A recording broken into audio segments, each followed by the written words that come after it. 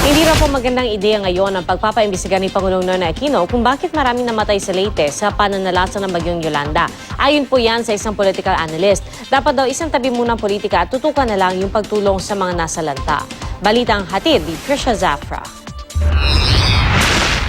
Pakiusap lang ho natin, damayan, pakikisama sa isa't isa, konting pasensya para mapabilis yung buong proseso ng pagbabangon ho. Mismong si Pangulong Aquino na ang nakarinig ng pagsusumamo ng mga binagyong residente sa Leyte habang namimigay ng relief goods. 10 araw na mula nang manalasa ang Super Typhoon Yolanda, pero binabagyo pa rin ng batikos ang Pangulo dahil sa umano'y mabagal na relief operations. The challenge is just for this region alone. 1.4 million people have to be fed every day. I am the chief executive. Therefore, everything that happens, I ultimately decide to. Pero sinisi pa rin ng Pangulo ang kawalan daw ng kahandaan ng lokal na pamahalaan ng Tacloban na nauwi sa pagkasawi ng maraming residente. Paiimbestigahan daw ito mismo ng Pangulo. I have general supervision overall. But again, the system has to rely on the local government unit. So that's why I call it a backbone. When the backbone doesn't exist, what do you actually augment?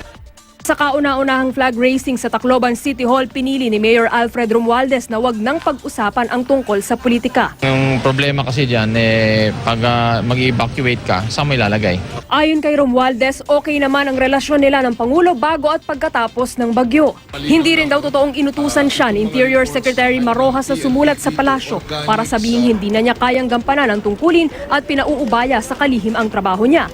Pero ang pinsan niyang si Leyte Representative Martin Romualdez pumalag sa paninisi ng Pangulo. Yung mga local governments doon, particularly in Tacloban, talagang napilayan talaga. At yung mga sinasabi nila na hindi nakahanda, how can you prepare, as they say, for something that you have never seen? Kahit ang political analyst na si Roland Simbulan naniniwalang hindi magandang ideya ang pagpapaimbestiga ng Pangulo. Maling timing at this time eh. Hindi mo ma-expect na yung they will respond in a normal way, no? Kasi ano na nga sila, naging biktima sila mismo, no? So kaya nga yung national government dito ang dapat siya yung nag-take over na, no? Nag-take over na and take full responsibility for whatever needs to be done. Nakaapekto rin daw ang tila denial ng gobyerno ayon kay Simbulan sa lawak ng pinsala ng bagyo sa mga panayam sa foreign media. Salamat nga raw sa foreign media kaya mas bumuhos ang tulong ng ibang bansa.